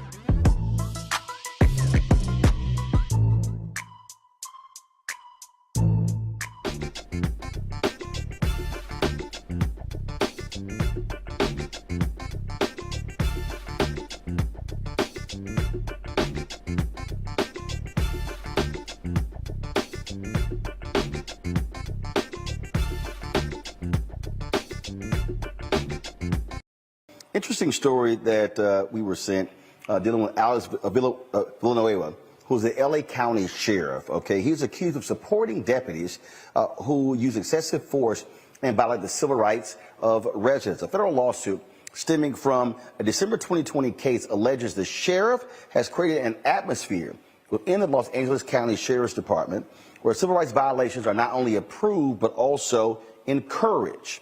In December, there was an incident involving Larry Jefferson, who was having a mental health episode. Christopher Chambers, his brother-in-law, called for help, but no one responded. A couple of hours later is when everything unfolded. Now, before we show you this video, we got to warn you, it is extremely disturbing. So if you want to look away right now, we'll give you some time to do so. But it's important that we show you this so you understand the context of the conversation that we are about to have. Go ahead and play it.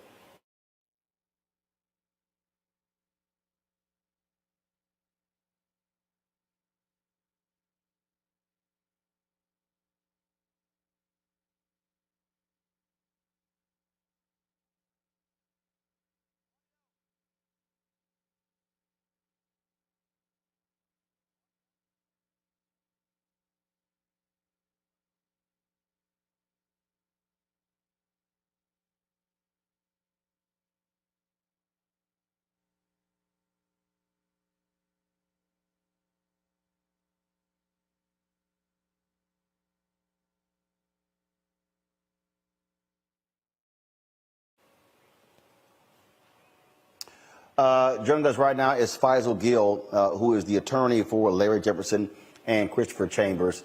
Mr. Gill, glad to have you on the show. This is quite disturbing, and this is one of the points that Brianna, one of our panelists, made earlier, how law enforcement all across this country does not know how to deal with individuals who are having mental health breakdowns. Well, first of all, thank you very much for having me on the show and airing the story. But you're absolutely right. Folks, law enforcement are not capable of dealing with mental health breakdown.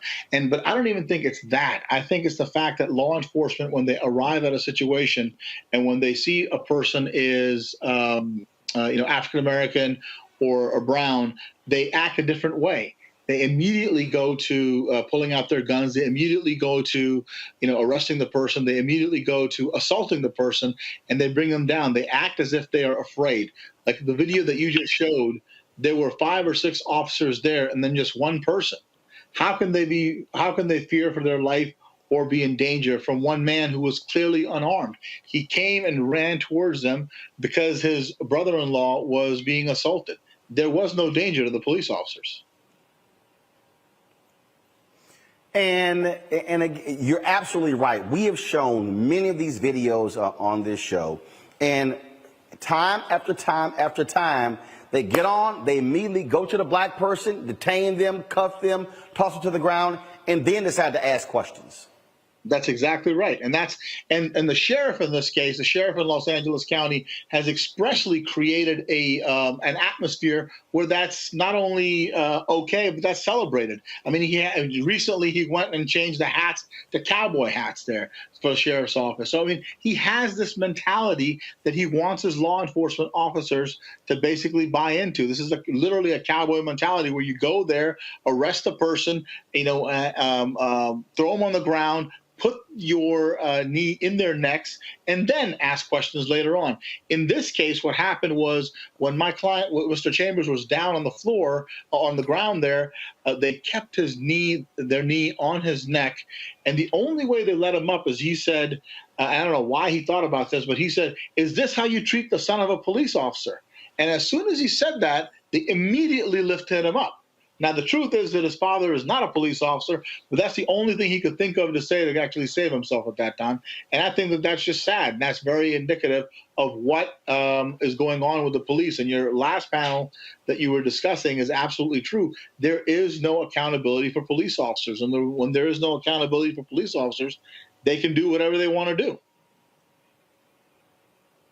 Christopher Chambers, he joins us right now as well. And Christopher, the particular point your attorney just made there, I mean, you said that, and they literally changed 180 degrees? Yes, they did. Yes, they did. And that had to be shocking to you, to like, oh wow, what, that's the key to unlock being beaten. Yeah, I was I was laying on the ground, and several people around me was saying, "Okay, pick him up, pick him up now." And I started saying, "Can you pick me up?" I said, "I'm not resisting." The reason why I'm saying not resisting because they keep saying, "Stop resisting." And I said several times, even with my face, they buried my face in the dirt. So everything was kind of muffled, but I was like, I'm not resisting. I stretched my hands out for him to take my hands and put them behind my back while I'm laying on my chest, because they literally slammed me on the sidewalk, on the pavement, slammed my chest on the pavement. And then they, after I stretched my hands out, and they put my hands behind me, and he was twisting my arm really hard. One guy, the guy that when I first walked out, that officer, the one that first tackled me, that one, he had his knees in my neck. He was pushing so hard on my neck. Till today, it feels like a flashback.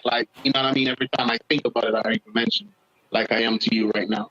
And the other guy has his knee, basically in my back, in my spine, was just inflicting pain upon me. That's what they was doing. So I said to the guy, I said, hey, I'm not resisting. I said, can you cuff me? But you can't put a cuff on. I started getting scared because what the guy was doing with my hands. And I'm like, I just feel like I couldn't trust him at that moment. So I feel like that guy, I don't want him to try to put my hands on the gun or anything and say that I'm trying to do something, because I really think these guys was going to try to shoot me or something like that. That's all that was going through my mind. So I just think real quick, like, you know what I mean? Tell them that your dad is a police officer, you know what I mean? And they won't hurt you. And I said, you know what I mean? I said, my dad is a police officer. Were you guys trying to kill me? And immediately the guy picked me up. And then one of them said to me that you should have said that a long time ago. Now, of course, when I was on my feet, that's when I said to him, I said, so I have to tell you that for you to, like, you know what I mean? Like, pick me up or, you know, or try to not hurt me. You know, this is, it is so unfortunate. Now, Attorney Gill, you're alleging that this is practice in the Sheriff's Department. Are there other examples beyond this case? Have you received, other people reached out to you with any information? Absolutely. I have another case that we're going to file soon against the sheriff's office as well, where there was a black man sitting in his car eating a burrito, and the sheriff's office came there and then basically said, get out of your car. He said, why? And they said, well, get out of your car and then we'll tell you. And then when he didn't, they reached in, grabbed him by his lapel and yanked him out there and arrested him. And for no reason. And he said, what was I doing? And they said, well, there's a suspect in the area who was robbing, who was committing a robbery. And he said, what are you doing? Stopping every black man to see if they committed the robbery? And they just wouldn't listen to him. And they arrested him for resisting arrest and threw him in jail for a day and impounded his car. And this person is not even, if he's like 110 pounds, he's too much. Absolutely no threat to the police officers, but that's how they act. That is the sheriff's attitude when they come across minorities. They don't care. They'll just arrest you. And if you don't do what they say, when they say it, you are going to get arrested and you're going to get hurt. It is, again, we keep seeing these things all across the country. And to be perfectly honest, without these lawsuits, without the light being shown upon the police departments, we're not going to see the type of changes. And so, Attorney Gill, Mr. Chambers, we appreciate both of you being on the show to share this with us. Thank you very much for shedding a light on this very important topic. I really appreciate that. Thank you, sir. I do appreciate it. Thanks a bunch. First, back to that Roland Mark Unfiltered video in just one moment.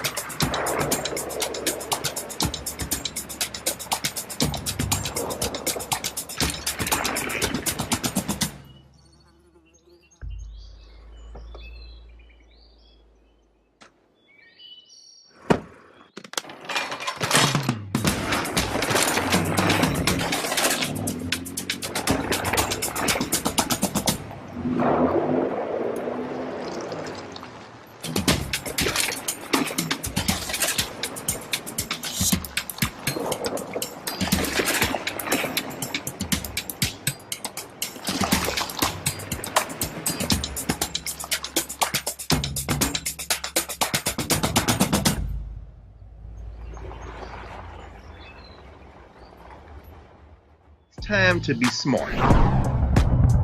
Roland Martin's doing this every day. Oh, no punches! Thank you, Roland Martin, for always giving voice to the issues. Look for Roland Martin in the whirlwind, to quote Marcus Garvey again. The video looks phenomenal, so I'm really excited to see it on my big screen. Support this man, Black Media. He makes sure that our stories are told. See, this difference between Black Star Network and Black-owned media and something like CNN. I got to defer to the brilliance of Dr. Carr and to the brilliance of the Black Star Network. I am rolling with Roland all the way. Honored to be on a show that you own. A black man owns the show. Folks, Black Star Network is here. I'm real revolutionary right now. Like, wow, Roland was amazing on there. Stay black. I love y'all. I can't commend you enough about this platform that you've created for us to be able to share who we are, what we're doing in the world, and the impact that we're having. Let's be smart. Bring your eyeballs home. You can't be black-owned media and be scared.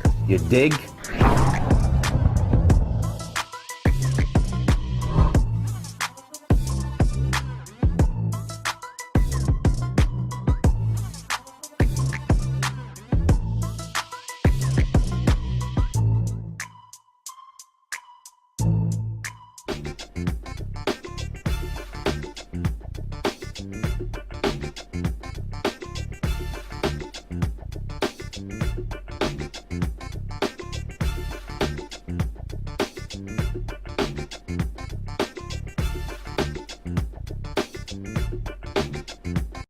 Y'all want to hear some crazy? Look, I keep telling y'all the privileged attitude of a lot of these cops. So check this out. There were 4 Seattle police officers who participated in the January 6th insurrection. They now are appealing to the Washington State Supreme Court because they don't want their identities to be released. The attorney representing the officers, okay, said the cops had a First Amendment right to attend a political rally, and releasing their names could subject them to potential violence and harassment. You mean like the violence and harassment we're seeing right now and took place on January 6th against other cops? The ACLU, they filed a Public Records Act request for the city's Office of Police Accountability investigation into the officers' activities on January 6th. They believe the public has a right to know who the officers are. The case will decide if their anonymity is protected under the state's public records law. The court must also decide whether the officers can continue their court filings anonymously.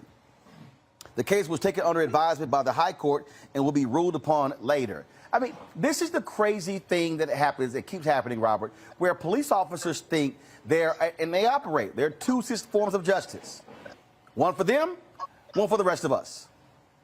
You're absolutely correct. And I think that this January 6th investigation, they've done a very good job of getting to the bottom of some of these lower level people who attended the rallies. And these officers kind of are lumped into that lower level group of people. But I think the focus is going to have to be the folks who are on the other side of that barrier and how we're going to bring them to justice. The police officers, those Capitol police officers who we saw on video opening up the gates and letting people in. They want the Congress members who are escorting people around, showing them around the Capitol prior to it happening. The Congress people who are tweeting out the location of the Speaker of the House and the Vice President for the mob to come murder. Those are the people we need to be getting at. Who paid for all these rednecks to get to Washington, D.C.? Them hotels are not cheap.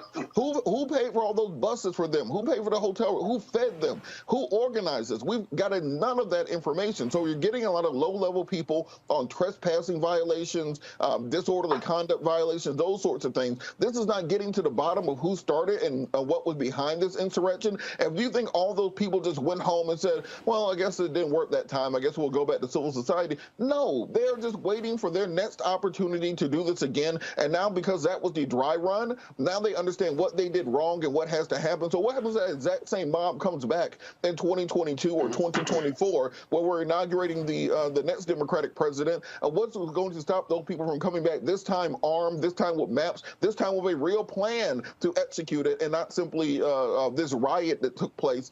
Because right now, if you're not getting the leadership, if you're not getting the people who coordinate, if you're not getting the money people behind it, then these officers and others just like them are going to be able to do this again, and there's no recourse from the American people to defend their democracy. Scott? Yeah, Roland, this is an illogical lawsuit. Actually, it's a stupid lawsuit. I guess the Supreme Court will take it up at the state level. But here's the deal. You have a right to protest. You have a First Amendment right to gather and to express yourself. Then how come you don't have a right for the public to know your identity since you're on TV attacking the Capitol? You can't have it both ways. Either you're going to have your protection of First Amendment and to express yourself, but you are a public figure doing a public act, and it's on video. In fact, one of the officers, maybe 2 of them, posted videos of themselves at the rally and after the rally. It's on social media as well. And so if you have that First Amendment right to express yourself, well, why do you want to hide your identity then? You don't want to hide your words. You don't want to hide your treasonous conduct.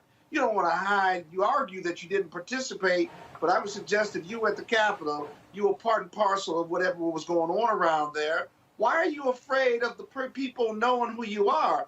You're afraid of violence? Well, again, here you go.